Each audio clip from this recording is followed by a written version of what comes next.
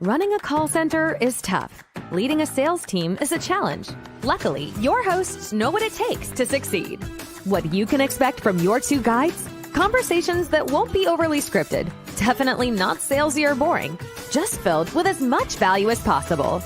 Each week, Jason and Oliver will bring you topics to help scale your team, increase profits, and actually feel like you are winning. So, if you are ready to up your game and become the best in the business, tune in, take notes, and be prepared to learn. And here they are with another episode of Call Center Confidence. It's Jason Cutter and Oliver Catt.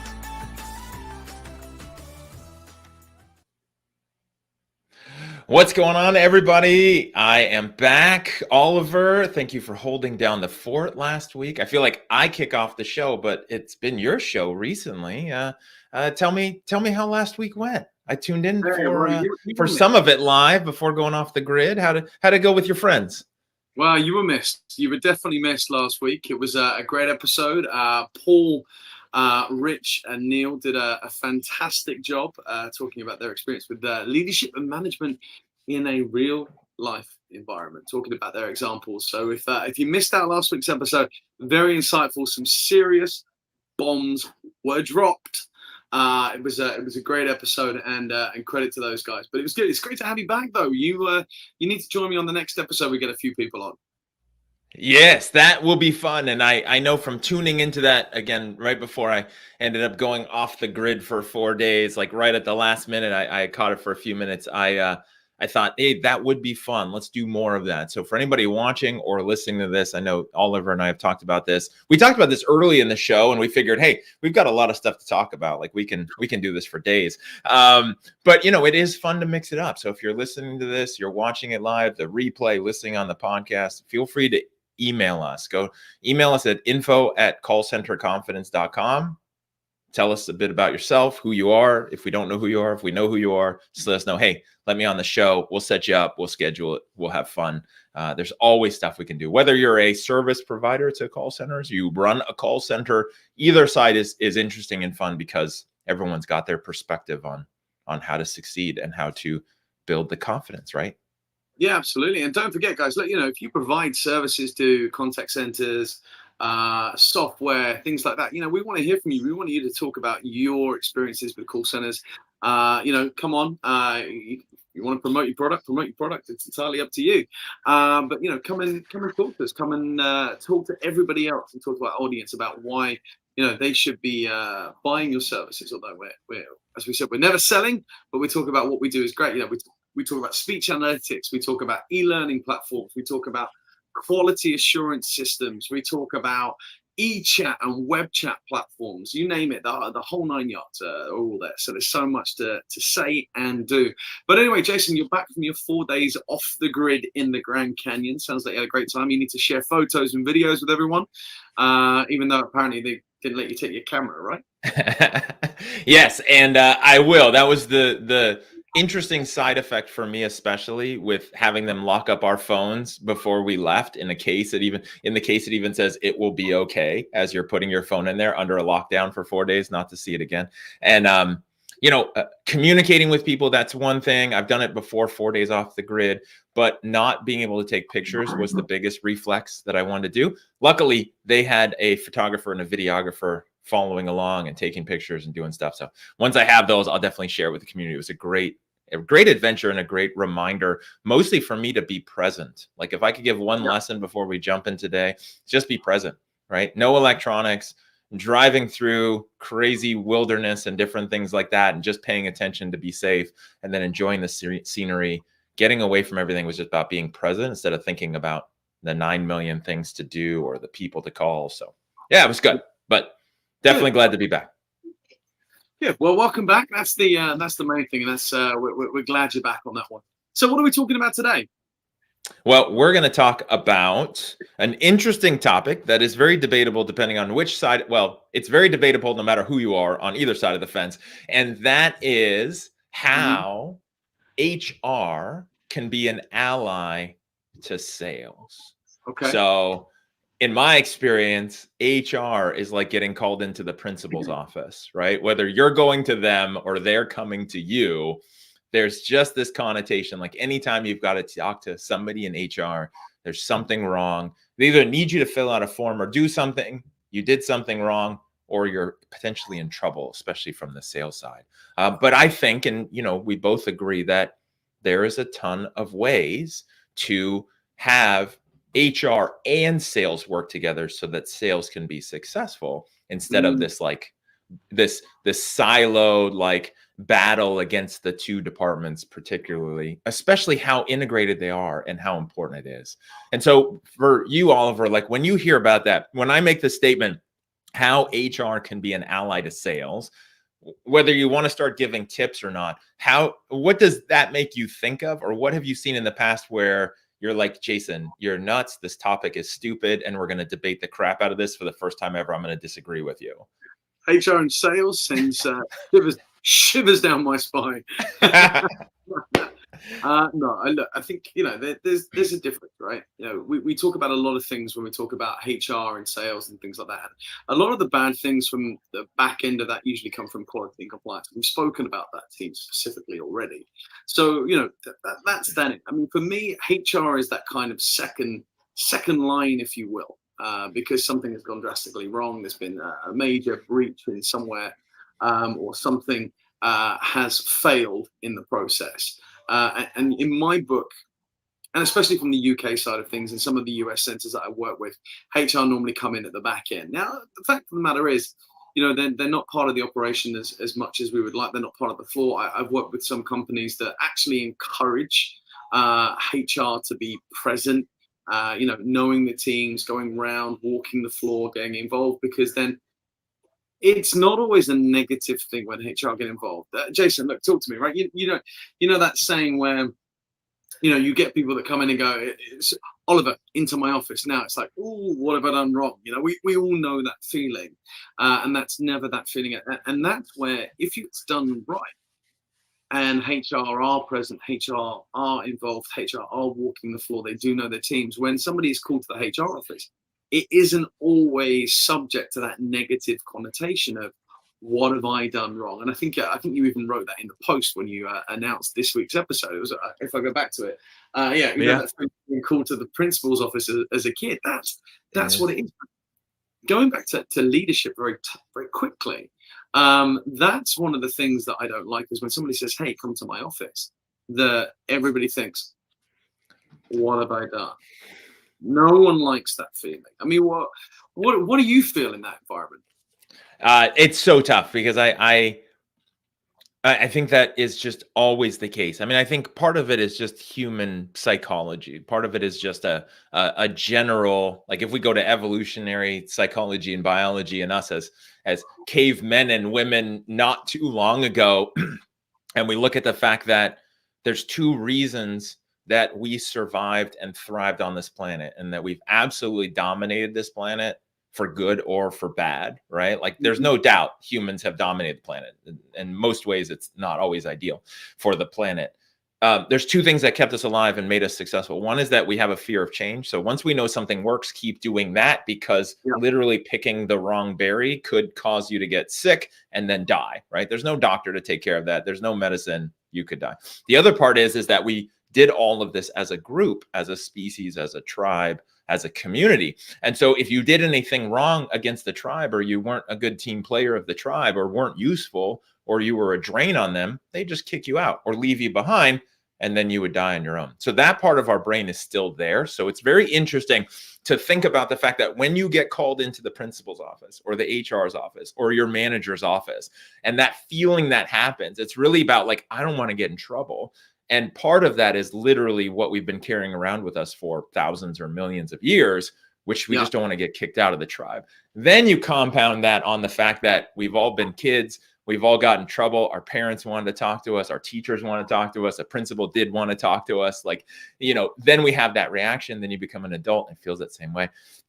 And I think that's tough. I think that it's a negative tone no matter what. Even if that person wants to share good news, just the idea of being called in is bad.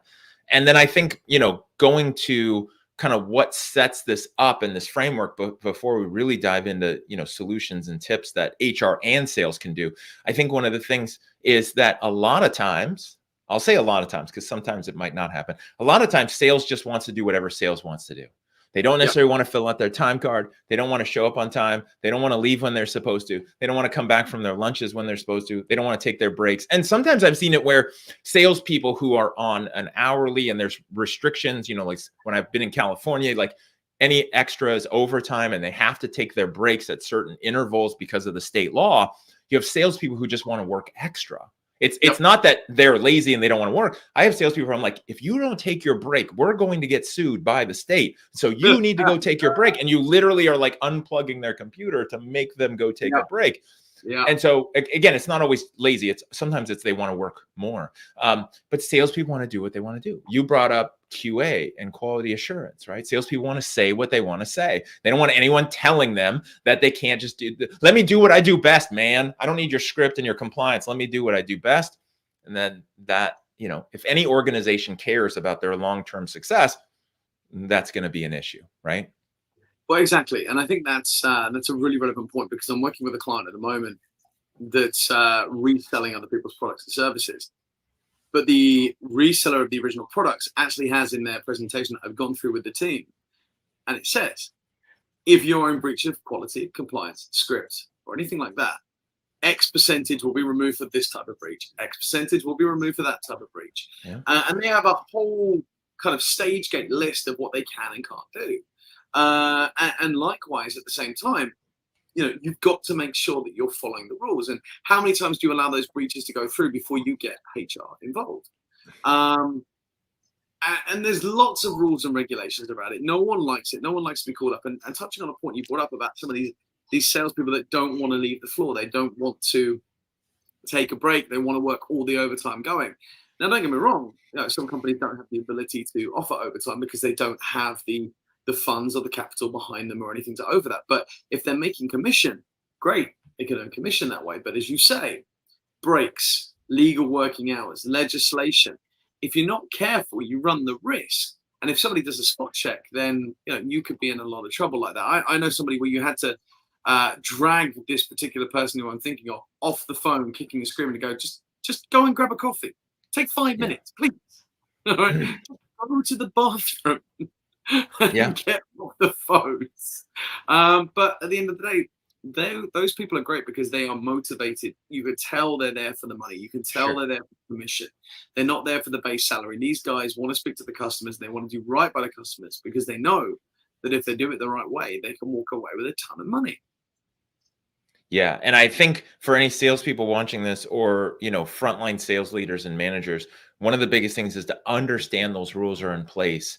Not to be restrictive, not to be mean, not to like, hey, you have to take your breaks, you have to clock in and out. Those are there for legal reasons.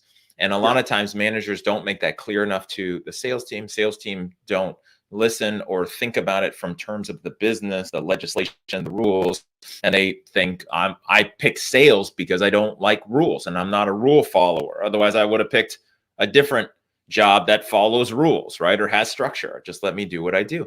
And then that butts heads with an actual organization that's built to last, right? That's the difference. There's some sales organizations that aren't built to last and they're like cowboys and they just do whatever they want. And then they usually at some point bust or, you know, go under. But I think that's important for people to realize. And I think for salespeople listening to this and managers, this is a good thing. I've always told people is remind your salespeople that the business is in the business of making money and being successful. If they put in rules or parameters, like what you were just talking about, it is for the success of the business. It is not to hamper anybody or, you know, make it difficult. Like if they're going to do anything, it's to make them successful. And so you got to remember that. And I think that then leads into, you know, offsetting some of the things where a manager or a HR person from the team has to have meetings with that salesperson. If you're doing everything you are supposed to and you're compliant with everything, then you don't have those meetings, right? Like I wasn't in school, I wasn't called into the principal's office except when I messed something up and I knew I messed that thing up. So it wasn't a surprise, right? There's usually no surprise calls into the office unless you did something. Yep. And so if you can just keep your nose clean, then, you know, the principal, HR, your manager, it's a positive experience because they're just trying to help you. No, absolutely. Absolutely. So, right. Talking of that, talking of the connotations, talking of the situations, the thought process of HR, what they do, why they do it, right? I think it's important for us to talk directly for all those HR professionals out there, or for people that own or run call centers that have HR teams reporting into them. It's vital that you understand that this is the image that is perceived across your call center in regards to HR. Now, this isn't every call center, this isn't every office, but 9 times out of 10, people have these thoughts, people have these feelings, and they don't necessarily like it. And obviously, the higher up you go, the closer your relationship is usually with the HR team. So you're in and out of that. I mean, look, when I work with companies directly and I worked in-house with people, I worked with the HR team. And I was always in and out of their office. So for me, being called to the HR office, yeah, it didn't ring any bells for me. I wasn't ever worried about it. But for people that never really had any interaction with that HR office, that's the point that you're making, Jason. So for me, this is where we really kind of need to talk to you guys as business owners, HR personnel. What do we need to do to change that image? How do we perfect that image that, you know, it's not necessarily be there about the tellings off, or be there for the people, or be there to read the rule book, or do this? What do you need to do to get involved and have that relationship? Now, I can speak on my behalf, and I've worked with companies.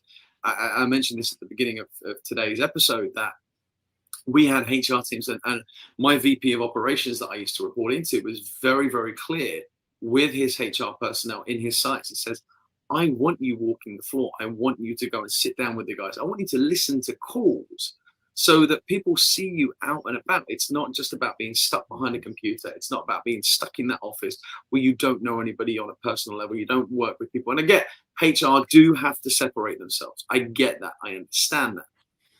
But from a business perspective, and Jason, I don't know what your thoughts are on this, is should HR be sat with the guys? Should they be out there, you know, interacting with the teams the same way as everyone else? I think they should. And I think there is a relationship that can be built, but it's the same relationship that needs to be built between leader and direct report, you know, and your subordinate, because that's the same relationship. No one should ever cross that line. And there's a fine line between leadership and friendship. We've spoken about that many a time, and I'm sure it will come up time and time and time again. What do you feel about that line between HR and personnel and being out there with everybody?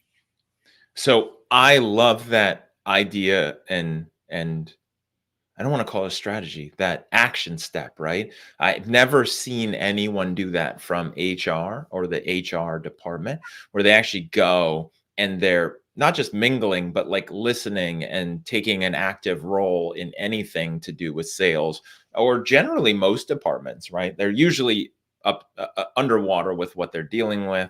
They're so busy as it is, just like all management and leadership. Like there's a certain point where you just feel like you're never going to get out of the hole you're in. But I love that suggestion. I think that's so important. And I appreciate that you referenced and tied it to the way that leaders, right? A leader being anybody in a leadership management hierarchy, right? From a manager, sales manager, especially anybody who's in a office, right? If you're a team lead and you're in the cubicle next to everybody, you're already present. You're already there, right? But if you're in an office, you're separated. Then I have always made that a point and encouraged my managers that worked for me, or the ones I consult with, make that a point for them as well, to get out and be present and be visible as much as possible, so that their presence isn't just, oh my gosh, Jason is coming, like everyone act like you're working and closing lots of deals, right? Or else you're going to get in trouble. And so it's like, no, I don't want that. I want everyone to be themselves and just do what they do. And I want to have a positive relationship. Like you said, there's a line between leadership and friendship that you don't want to cross.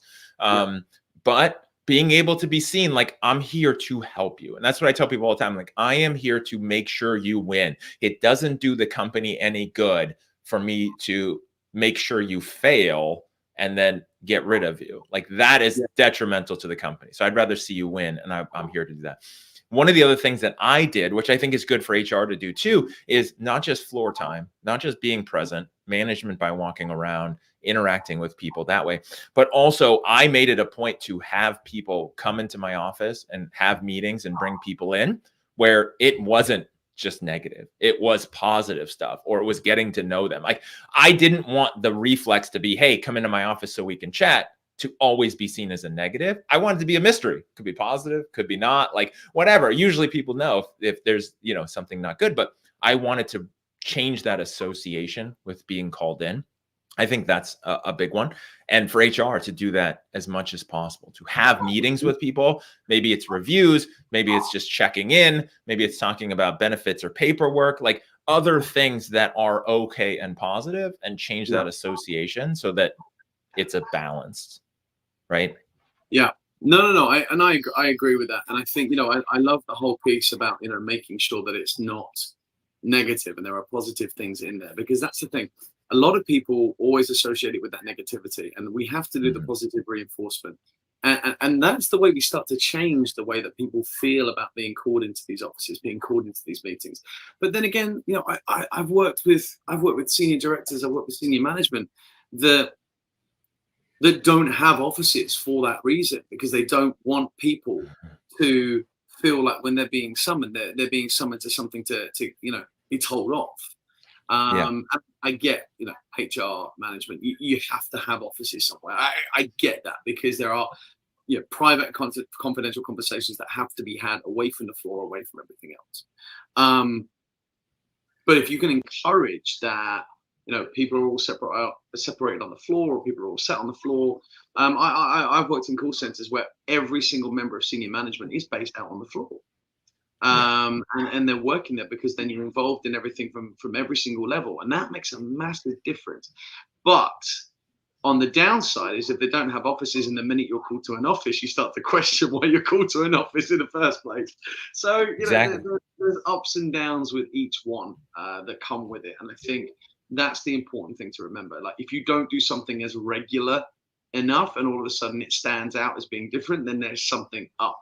I'm going to reference it. It's not call center related, but I'm going to reference it to where I live right now. And the point I want to make with this is that when we had COVID here, where I live, we still do now, but quite wildly at the moment. When it first happened, the prime minister of the country would come on TV and internet and broadcast, whatever, and they'd do that every Friday. And then obviously it died out. And then eventually, the only time you ever heard from him was when there was a problem, when there was going to be a curfew inflicted, when there was going to be a restriction inflicted. And it got to the point that as soon as you saw the announcement on social media or in the press or whatever that he was going to go live on air, you went, what now? Yeah. What is he going to update now? You know, there was never any good news. And that is the same thing we need to look at.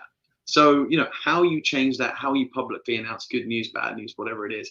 I think that all comes with the message and the operation behind it. I mean, I don't know if you agree with that. I do, and I have I want to say a funny story. There's a trick we played on somebody, which wasn't really nice in retrospect. But the first management job that I had in leading a team, it became common knowledge among the employees that when basically he was the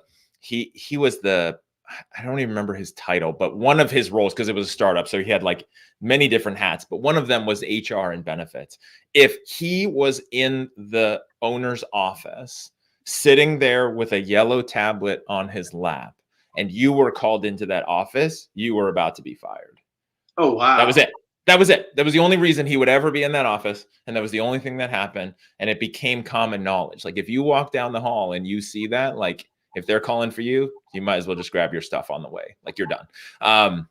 So we actually, side note, we played a trick on a guy we were actually promoting. So we set it up with that. And then he came in and thought that he was getting fired because he saw him in there. And then we ended up promoting him. So he had a heart attack, but he survived. It seemed funny to us at the time. It probably wasn't. It was probably very scarring. But, you know, I think that's the thing too, is that, you know, everyone on the floor will see the trends and understand it, and then like just have that reaction. So how do you change that, right? Well, Joe, I just keep going back to that story you just said about the guy. I'm sorry, I ignored that last point you just made. But I want to go back is, what if when you called that guy to that office and you had the other guy in there with the yellow iPad, the running joke was for, you know, everybody to just grab their stuff and leave. But what if he actually walked out the door instead of coming to the meeting? It was a very short hallway and a very small office, so it was hard to get away. You know, once you were walking down that hall, you know, no one actually bolted. Yeah, it was, and we actually had him play the HR guy. We had him play the somber part because he would always have this somber face on when about to, you know, fire someone because it's not fun. And yeah, it was funny, not funny for sure. And you know, I think that's, again, I bring up that story too because, again, what kind of tone are you setting for leadership, for the boss? I've had owners I've worked for, when they call me, I'm like, uh-oh, like what's going on? Like, you know, did I do something? What do I need to do? And you know, it's not always bad, but we just get that reflex. So I think, you know, let's talk about what can they do. So I think part of it, you said, is a great suggestion: being present, being out there, being a part of the team, having them see you as an ally if you're in HR, and then also having more meetings that are not just disciplinary or negative, but every meeting, right? All of it, and just balancing the tone of it. What other stuff comes to mind as far as what HR can do from their perspective to be an ally to sales, or how can sales help HR be an ally instead of a barrier? Okay, look, first things first, everybody always sees HR sometimes as the barrier, especially when it comes to sales, because, you know, a lot of companies, and this is nothing against any HR department that I've ever worked with, but I've seen it and I've witnessed it, where HR don't understand the business, don't understand what they're trying to achieve, which is, so when they run these, you know, forums, or when they run focus groups, or when they pull people into these types of conversations, unfortunately, you know, they don't understand what is actually going on to the fullest extent. So, you know, they suggest this and suggest that, which doesn't necessarily fit in with what the sales team's message is in regards to whatever they're talking about. So this is why I think it's important to start small and start having, you know, HR understand what the opportunities are, what the restrictions are sometimes in sales, and also what sometimes the problems are. Because when they understand that, and they understand what the call center is trying to achieve, it starts to change that mindset. It starts to change the frequency. Going back to the comment I made before about one of the last companies I used to work for, they used to get HR to go and walk the floor, sit with the team, listen to calls, understand the struggles and everything else they're up against. I think at one point, our senior VP even turned around to the HR team and said, look, I know you work like Monday to Friday, 9 to 6. We want you to do like one late shift a week with the same, you know, the same time that the call center guys work that are on the phones. You know, they might be working through till 11 o'clock in the evening, taking inbound sales calls. Come in at 1 o'clock, 2 o'clock in the afternoon, and work through till 11. I think that's a big message to take. And also, not a lot of people like to do that because, you know, when they're contracted into an admin role, and I'm not speaking about every person in an admin role out there, is 9 times out of 10, they're on a Monday to Friday, 9 till 6 position. And that's why some of these people go into that role in the first place, because, you know, they're happy with the fact that they've got their weekends, they've got their evenings, they've got a life. And I get there's a life-work balance out there. But sometimes it is important to show that your administration staff are working with the team. You know, I ran training. Training predominantly is normally a Monday to Friday, 9 till 6 job, unless any other business requirements come up in terms of inductions or whatever it might be. I used to get my trainers at the same thing. I said, guys, look, you're working some of the late shifts. I want you understanding what some of these late calls come through like. It's the same situation. And that's the thing. You know, I'm looking at a comment from Rich. You know, he's just put in there, you know, HR not on the floor. Of course, they need their offices. And yes, I get that. You know, HR do need offices, granted. And they have to deal with so much P&C information. It's ridiculous. And they are always put away. But when I'm talking about being on the floor, Rich, and this is to everybody else, I'm talking about, you know, half an hour here, an hour there. Go and sit out there. Go and sit with the guys. Have lunch with the guys. Understand what they're up against. It's an option. I know, you know, you said you like the idea. It's something that some businesses do just to breach the differences between team and HR. Yeah, and I love that. And Rich, call center confidence veteran, thanks for tuning in and for that comment. I think, yeah, I mean, I agree with you about, HR understanding what makes them tick. I think one of the biggest things, and at least in all the organizations that I've been a part of and I work with, HR is ultimately responsible for things like the compensation plan and the job description, right? Like sales may make up a comp plan, but HR has to reinforce. They got to deal with payroll. They're pulling in the reports. Like they're the manager and owner of the documents. Like we're talking legal documents, right? Like how someone gets paid. That's an agreement. And so a lot of times what happens is sales makes this document, a compensation plan, and says, here you go, HR, now enforce this. And then they don't always understand it. And then there's compliance issues. So the more I have seen successful is when sales leaders and HR leaders get together and talk about and go through the compensation plan and the structure just to ensure that everyone is in alignment with the same things that the company wants. Because here it is, and I'll say this, not necessarily our audience on here of sales leaders and call center leaders, but many other sales leaders out there, they make a comp plan where everyone just gets paid as much as money possible. QA is not important. Compliance isn't important. Timekeeping isn't important. All these other things that just get in the way, like we were talking about a little bit ago. And so sales will make a comp plan that's all winning and no losing. But that doesn't benefit the business, and that's not how you run an effective business long-term at scale. So HR will need to step in, and then they're seen as the bad person, the bad department. And so I think when you work together with HR and say, okay, how is this going to work? And then here's the thing, and this is where I see HR's value a lot, is they usually have an HR system, an HRIS. They have a platform. Hopefully, if your organization is set up right, it's tied in with the CRM, and they're getting that data, whether it's the compliance, the QA data, it's the payroll, it's the everything that would then go to the accounting side for paying people.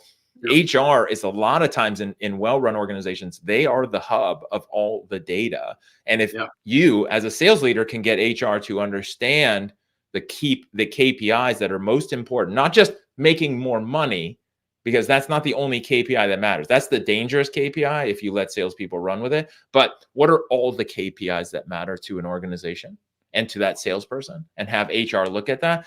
HR usually has the data. They have the numbers, and they can be a valuable tool to help sales managers who are usually overwhelmed and busy as well, like feeding them some data and working on things together instead of, again, sales versus.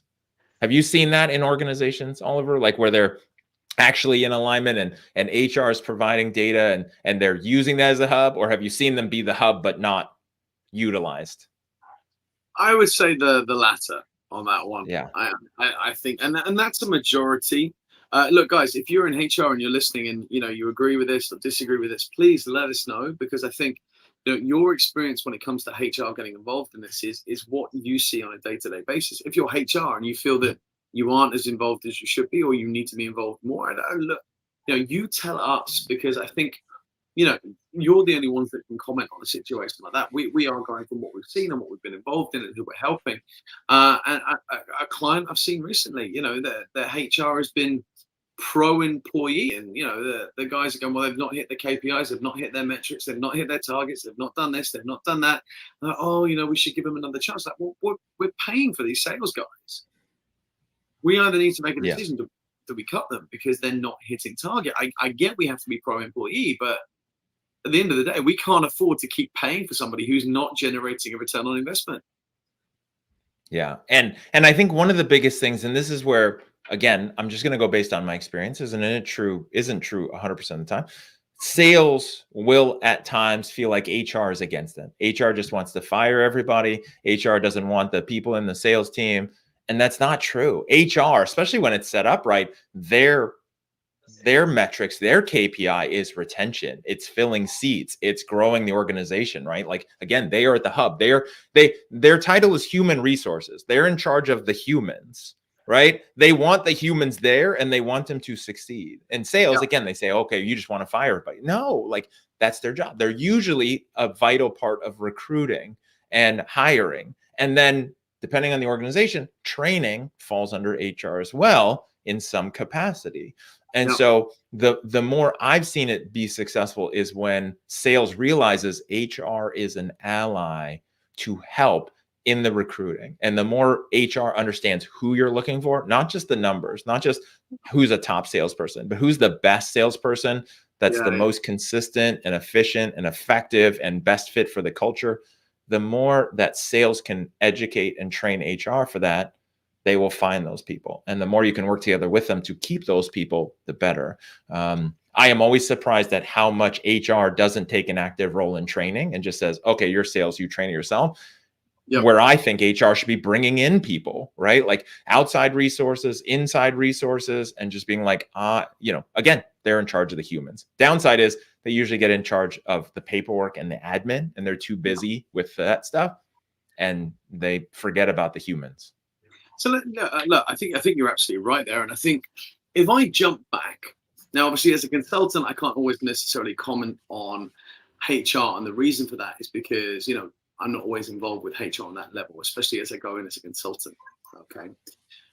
If I go back to the last 4 companies that I worked for in a call center environment, okay, and these were companies that I worked for directly, okay, when I was employed by them. The 4th one, so the furthest one away, I don't even remember having any involvement with HR whatsoever apart from my recruitment. That was it, right? Wow. And I'm not to say they weren't there or anything like that, but the level I was at, I don't ever remember having any involvement, ever seeing them or ever hearing about them, unless there was a problem or somebody was getting fired. All right. Jump forward to the next call center role or call center business that I worked for as a training manager. When I was there, the HR manager, lovely person. And there was 2 of them. Actually, there was a HR and there was a HRD there because it was a group HR overall. The HRD I worked with directly because I ended up reporting into him. But the HR manager who was on site with the personnel, because they were so busy with administration, employee behavior issues, promotions, demotions, firings, hirings, everything else. I would ever see them when I needed something. Other than that, they were always in their office. Never ever saw them. The 3rd one, I was involved with them heavily. I basically was at conjoined departments with them, but they walked the floor. They went out and about. Everybody knew who they were. They actually knew everybody. I loved that about them. That was my last company. That's great. And they were there, and everybody had a great relationship with them. And even though you had a great relationship with them, when there was a problem, there was that line that we talked about, that we discussed. There was that barrier. And they did a fantastic job of maintaining that barrier, maintaining that relationships. They were involved in all the meetings. They were involved on the floor. They were involved in all the senior operations information. If they went out, we did team nights out. They were involved. And I think that was a fantastic approach. And part of that is to do with the COO who's there, the CFO who's there, and the CEO who's there. They were very all-encompassing of making sure that everybody was involved at every level. Everybody operated at a level above where they were. So there was that walking the floor. And the fact of where the offices were located, if you ever had to travel to one of the other directors' offices, you kind of had to walk through the call center to get there. And I think that's what made a difference, because then they would stop at the different banks and the desks as they're chatting down the corridor. And I loved that. And that was the last company I worked for in London. And then moved when I worked internationally in the last call center I worked for directly. That was the specific center I'm talking about, where they encouraged the HR people to do a late shift. They encouraged the people to go and walk the sales floor. And again, very similar. The offices were positioned where you had to go to, across the call center floor. And I think, again, these little things, these little tweaks, that the offices aren't all down that end of the call center. So, everybody just huddles over there. It was an office here, an office there, an office over there, an office over there. So you incorporated that travel, as it were, that integration, and everybody knew who they were. And the good thing about these last 2 companies, HR were involved in recruitment. They would come into training. They would spend time in training, so they knew that. I think when it became operational, maybe they were slightly withdrawn, because there was a lot to go on and there is a lot involved. But if I go back and think about the 4 sites that the company managed that I last worked for, every single one knew everyone. And I love that. I absolutely love that. And again, they maintained the barrier of employee versus HR. Even though they'd have a laugh with you, they'd have a joke with you, they understood the business. That was the one thing that was maintained. And I love that. Yeah, and I think that's great. I mean, I think those examples span the range, right, of things that I've seen, and I think what works and doesn't work from a perspective of it's just not as effective. I mean, again, the thing I tell all of my clients and I focus on with every company is it's one customer and it's one company that's providing a product or service. The customer doesn't actually care about your departments. They care about their solution, their issue, their goals, their hopes, their dreams. Their like that's all they care about. They don't care about your marketing department and your sales department and your KPIs and your HR and your billing. They don't care.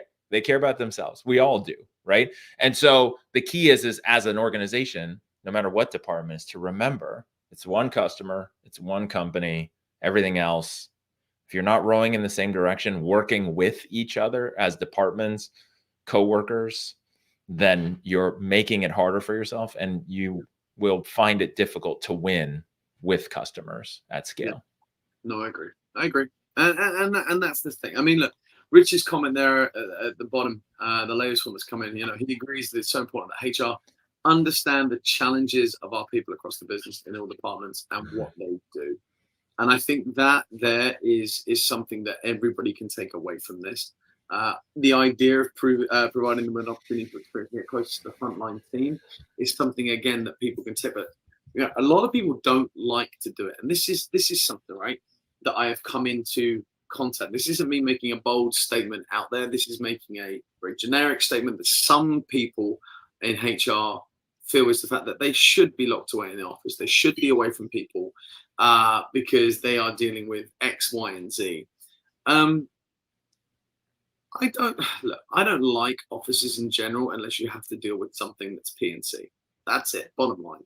I love the openness. I love how it looks. In my last job, I was given an office, but I prefer to sit out on the floor and work with the guys. But then again, you're pulled onto that many, meetings and confidential things that happen when you work your way up the chain that you have to deal with that somewhere else. I get that.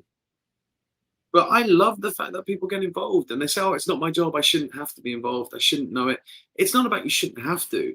It's about the perception that you give everybody else. And that is the barrier we're trying to break down. That's the barrier that we're trying to talk about today, is how do we bring down those walls? How do we bring down those preconceptions? And hopefully some of the advice that we've kind of spoke about, some of the pointers, will give all of you out there something to think about, something to do. I mean, Jason, you know as well as I do that everybody has their own thought processes when it comes to what they should and shouldn't be doing. We've worked with people for many, many, many years. But do you think those comments should be within a HR space? Do you think they should be there? Yeah, and what you were talking about a moment ago, where HR is, there's people who just want to go into their office, close their door, and do HR stuff or do admin stuff. What I have found, and I didn't realize this was actually the different career paths within HR, is that there's HR on the admin side, which is the benefits and the paperwork and the payroll and all of that stuff, like that part. And then there's the HR, which is more about the people and the processes. And I think if you're owner of an organization, any organization, I mean, we're talking about call centers. That's the name of this show. It's about what we do. This could apply to any organization.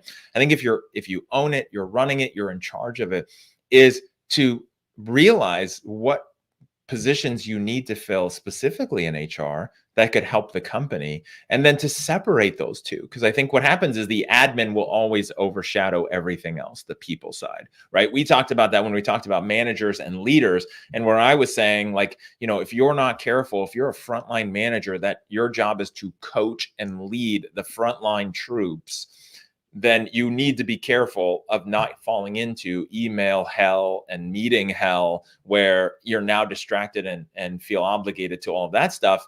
And then your troops are just basically dying on the front line, right? And they're losing. And so I think the same thing with HR is, what type of HR person do you have? What do they default to? Are they more the people side or the admin side? And making sure you have that balance and making sure that you have people doing the right thing.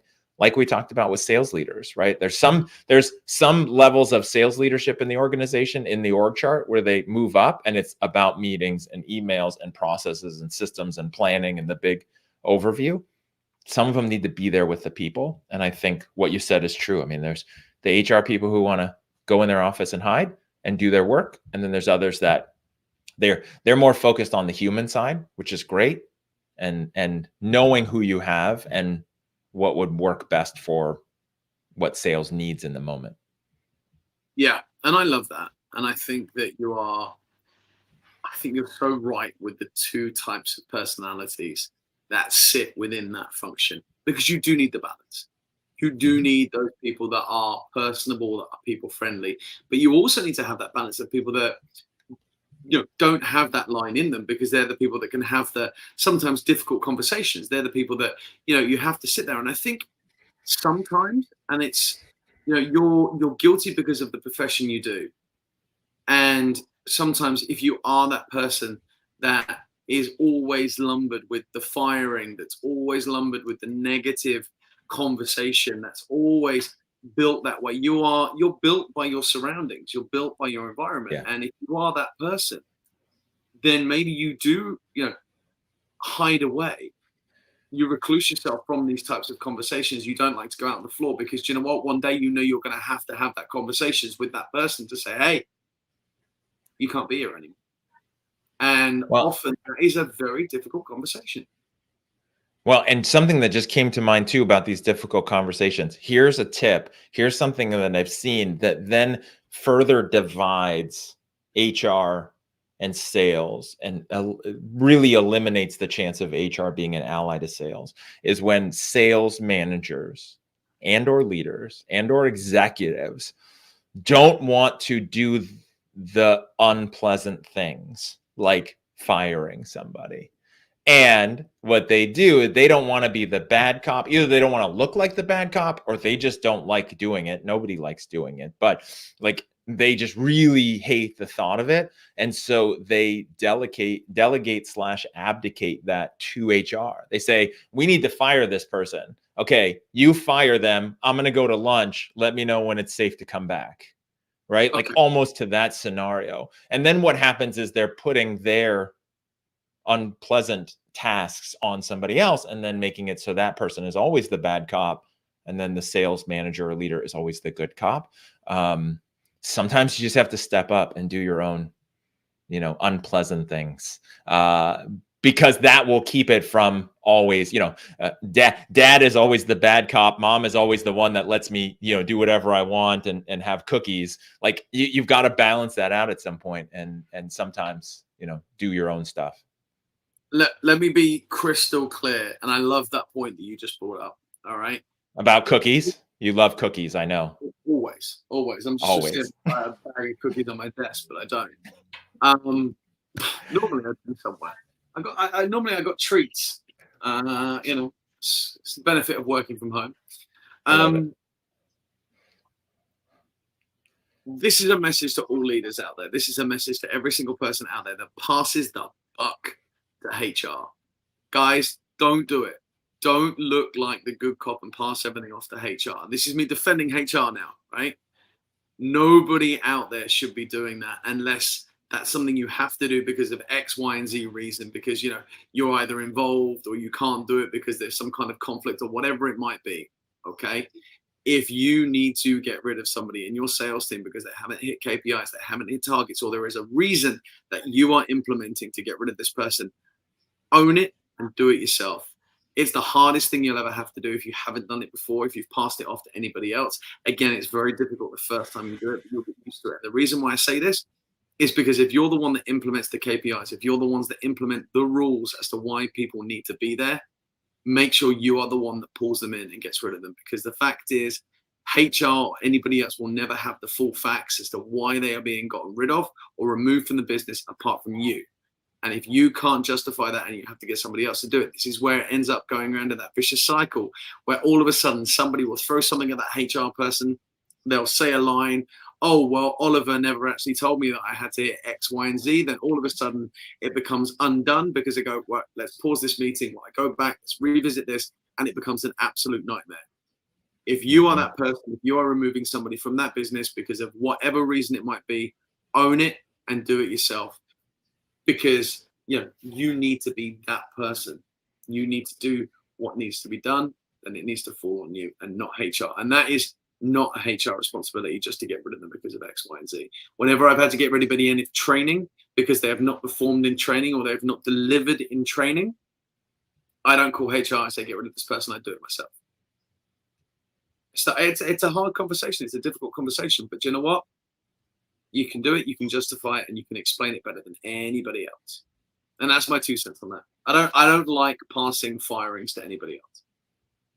I absolutely love it. I've never thought of it in those terms. So that's a great lesson for me to simplify it, which is if you own the KPI, if you were involved in either setting them or managing them or leading people and holding people accountable to said KPI, then you should be responsible for their full life cycle, for the successes, for the losses, for when they need to be disciplined, the performance improvement plans that we talked about, whatever, 12 months ago, whenever we started the show, those kind of things. If I love what you said, if you manage to that KPI and you have a team that's running towards that KPI, then you own it. Right. And I think that's a great lesson. And I have literally seen what you're talking about, where I have been called in as a witness, right? Because I've, in the States, and you need a witness and you just to be safe, where the sales manager is not firing somebody, HR is firing, and I'm the closest adult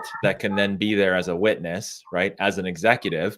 And so I'm watching this thing, and I'm watching that salesperson who, if they use their skills to sell as well as they did to sell HR on why they shouldn't be fired, they probably would have done better. But selling them on, well, what, I never heard that, or prove it, or I didn't see that, or like show me the stats, and HR just getting crushed and having no leg to stand on. And then it's a mess. And then it's like a terrible breakup, and that doesn't work well. So I love what you said. Now, if you need a witness, bring in HR as that witness, because they're always good and impartial, but don't let them do any of the talking. They're sitting there, they're witnessing.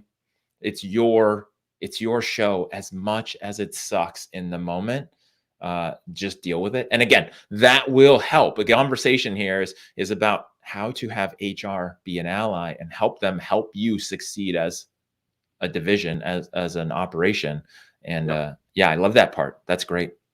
And that's the thing, as soon as an objection, as I would call it in sales, is thrown up in any kind of HR meeting, people can crumble quicker than a cheap piece of origami. It's not bad. It's not the way to go. As a prime example, I love this fact that you say bring HR in as note takers or whatever it is. I mean, sometimes it's uncomfortable because if HR is sat in a meeting with you and you call somebody in, they go, okay, here we go. Yeah, right. It's a difficult conversation, as you say, with the guy with the yellow notepad or iPad or what.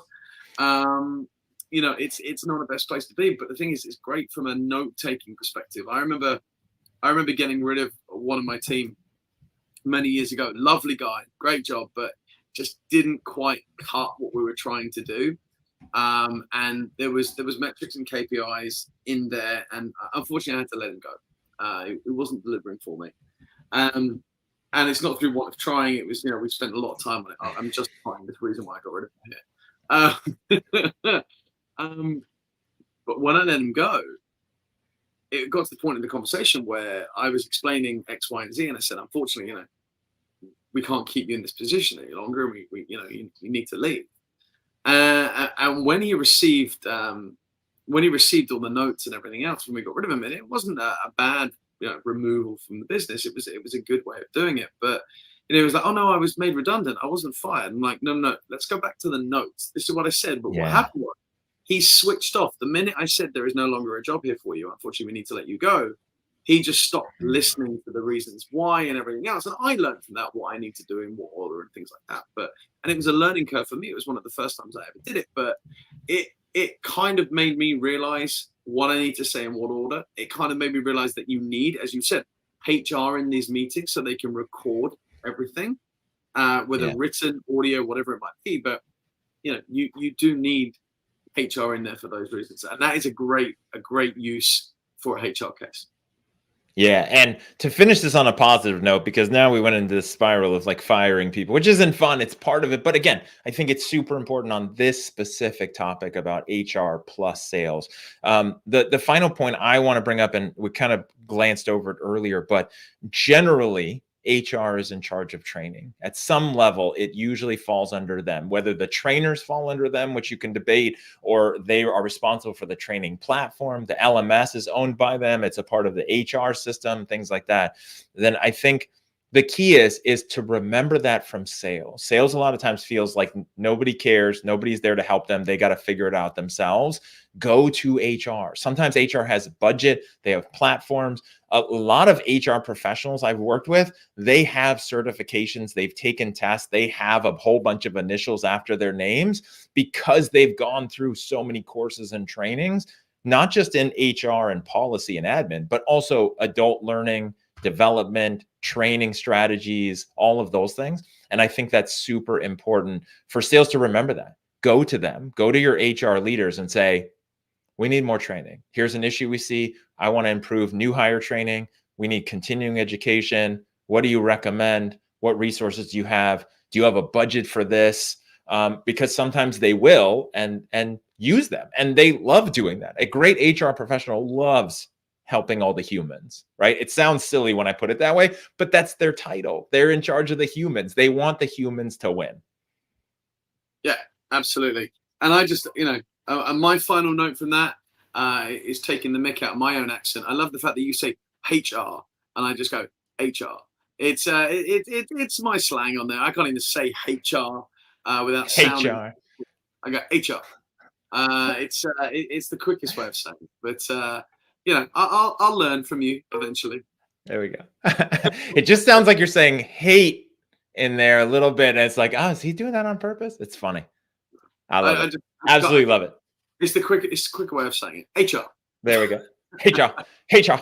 No, that's great. Well, hopefully this has helped some people out there. I mean, again, it's one of those things where if everyone can just row the same direction and realize they're all on the same team, it can work amazingly well, like your examples that you talked about from 2 of your last 4 jobs. So I think that's great.